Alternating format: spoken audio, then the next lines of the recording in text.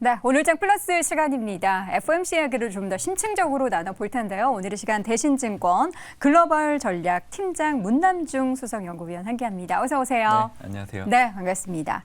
이 얘기는 문 수석님과 해야 되는 거잖아요. 어떻게 그런가요? 예상하신 대로 어젯밤 시나리오가 흘러갔나요? 아니면은 예상 밖에 요거는 좀 과한데 싶은 게 좀 있으셨나요? 일단 매를 먼저 맞으면 좋겠다는 생각을 가지고 있었기 때문에 네. 차라리 9월달 25pp 인상하고 나서 금리 인상 중단을 좀 공식화해주길 좀 바랬었는데 일단 파월 연준 의장이 일단 시장에 한 번 더 금리를 올릴 수 있다는 얘기를 했기 때문에 네. 아마 시장이 예상했던 것보다는 연준의 통화 정책이 앞으로 좀 매파적으로 좀 수순을 밟아갈 거라는 거를 좀 확신을 시켜주는데 영향을 줬다 생각합니다. 네. 하지만 있는 그대로 좀 받아들여서는 안 된다 생각을 하고 있고요. 저는 항상 이제 연준의 통화 정책을 이제 전망을 할 때 사실 뭐 제 생각보다는 FMC 때마다 나오는 수정 경제 전망과 점도표를 통해서 얘기를 좀 드리고 있는데 이번에 숫자 조정이 좀 있었습니다. 그래서 그 숫자를 보면 연준의 금리 인상은 사실 9월달 일단락 됐다라고 생각을 하고 있어요. 사실 이제 점도표를 보면 19명 의원들 가운데 12명이 네. 올해 연준의 최종 정책 금리를 5.5에서 5.75 정도로 점을 이렇게 찍어놨거든요. 네. 아마 지금 보시는 화면에 가장 왼쪽에 있는 부분을 좀 봐주시면 되는데 점도표를 보면 사실 좀 매파적으로 이제 연준이 25pp 금리를 더 올릴 수도 있겠다라고 해석을 할 수 있는데 그렇죠. 이렇게 받아들이기보다는 아무래도 금리 인상은 중단은 9월달에 했겠지만 시장에서 혹시 모를 인플레가 더 올라갈 수 있지 않을까 이 기대 심리를 좀 낮추기 위해서 점도표 자체를 좀 5.5에서 5.75 정도로 높여서 좀 하지 않았나라는 생각을 해보고 있고요. 네.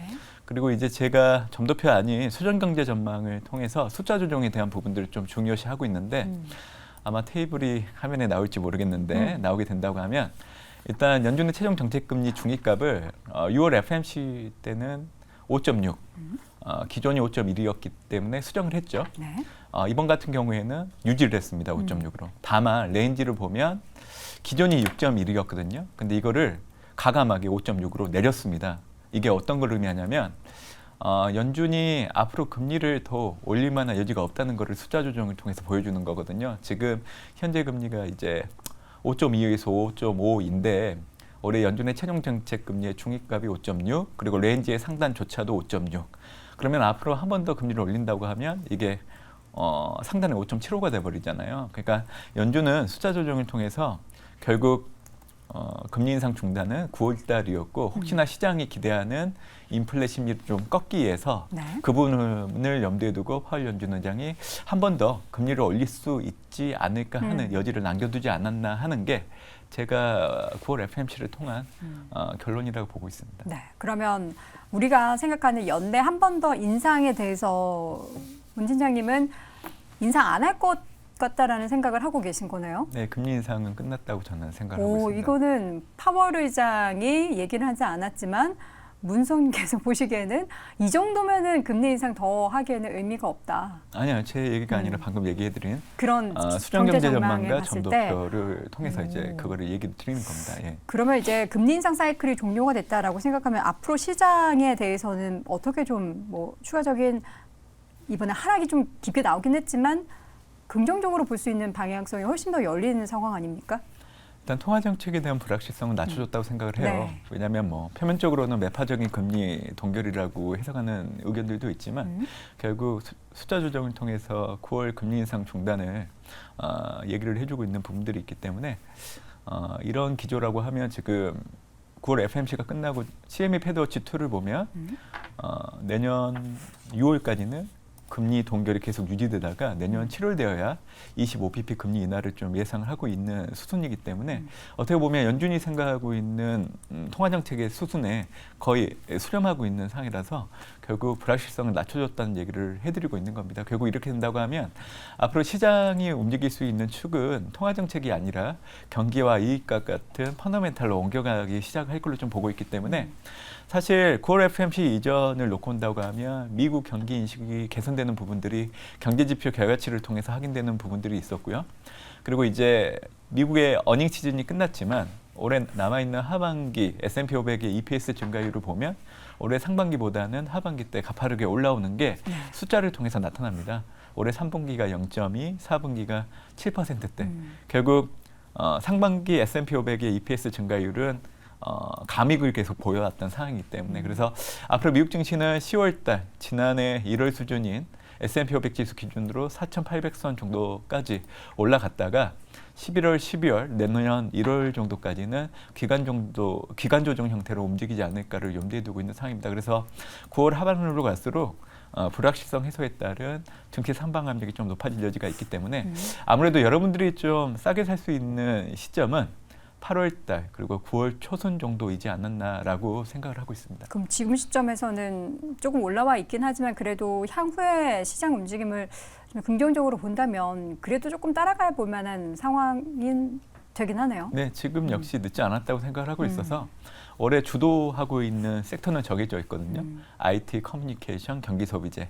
그 흐름이 바뀌지 않을 거예요. 최근에 유가가 많이 올라오면서 시크리컬 업종, 에너지 소재 산업재들이 주가가 올라갈 수 있다는 의견들도 나오긴 하지만 유가는 사실 지금 현재 이 유가 가격에 유가가 올라갈 만한 요인들이 대부분 반영했다고 생각을 해요. 그러니까 산유국 이벤트, 오펙 플러스들이 감산 기조를 계속 유지할 걸로 좀 보고 있기 때문에 공급난 부족에 따른 유가가 올라갈 수 있다는 논리가 지금 유가가 90불 그리고 이제 100불까지 올라갈 수 있다는 논리로 작용할 수 있는데 저는 이런 부분들이 이미 선반영됐다라고 보고 있고요. 심리적으로 보면 유가가 지금 현재 올해 고점을 넘어서고 있는 상황이기 때문에 항상 더 올라갈 요인들을 찾으려고 하는 투자 심리가 지금 현재 유가를 바라보는 심리에 반영되고 있지 않았나 생각을 합니다. 그래서 저는 이미 이런 부분들이 반영됐다고 보고 있기 때문에 유가는 하락 반전할 여지가 상당히 크다라고 좀 보고 있는 거죠. 네, 전체적으로 시장을 쫙 정리를 다 해주셨는데 사실 한미 간의 금리 역전 차이를 이야기하면서 국내 시장에서는 외국인 자금 이탈 얘기를 항상 하잖아요. 근데 이제 방금 전에도 지금 나오고 있는데 자금 유출 얘기는 이제는 기후인 것 같아요. 그거 상관없이 뭐 계속 팔아오면은 팔아가고 또 갑자기 막 사기도 하고 해서 영향이 없는 것 같은데 이 얘기가 계속 나오네요. 이제 이런 얘기는 좀 안 해도 될 것 같습니다. 그렇죠. 왜냐하면 단순하게 뭐 미국 연준이 금리를 올린다고 해서 한국을 포함한 뭐 개도국들의 자금 유출을 염두에 둔다는 거는 아카데믹한 이론 정도로 받아들이면 될 것 같고요. 사실 이 한미 간의 역전차가 벌어지게 되면 주식시장과 채권시장이 미치는 영향이 좀 다릅니다. 그러니까 주식시장이 미치는 영향력은 거의 없어요. 대부분이 원화 채권에 투자하는 외국인 투자 자금에 영향을 미치게 되는데 외국인 투자는 보통 두 가지로 나눕니다. 공공 부분하고 민간 부분. 근데 이제 공공 부분 같은 경우에는 달러화 자산을 다변화하기 위해서 한국 원화 채권에 투자를 하는 목적이 커요. 그러다 보니까 한미 간의 금리 차가 벌어진다고 해서 그 자금들이 유출로 전환되기는 어렵다고 보고 있는 거고요.